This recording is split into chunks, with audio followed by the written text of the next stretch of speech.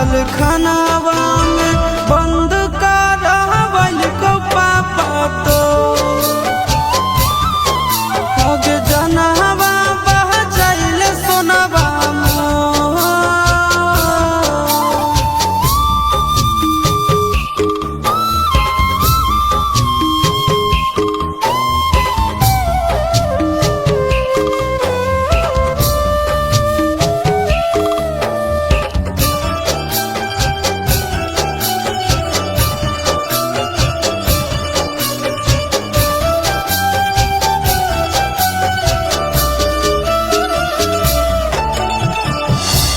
घर परिवार छुटलै सब छोड़े चलती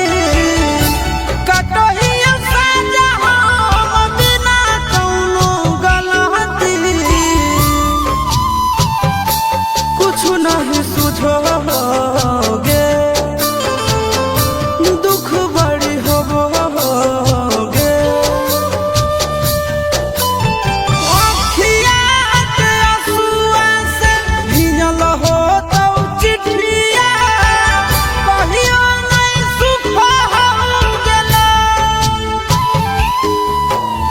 पागल घोषित कैला तो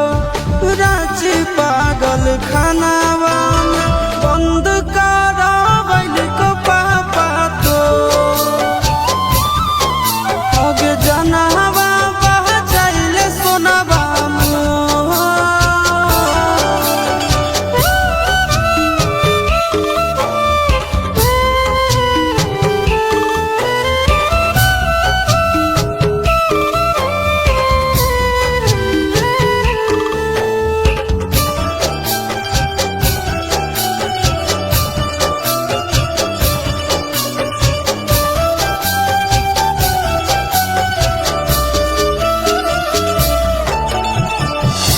देह से परान निकल जाइतौगे जान के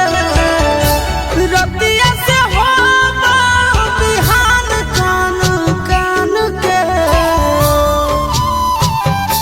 सपना होलै चूर गे सजा मिलल बेकसूर गे।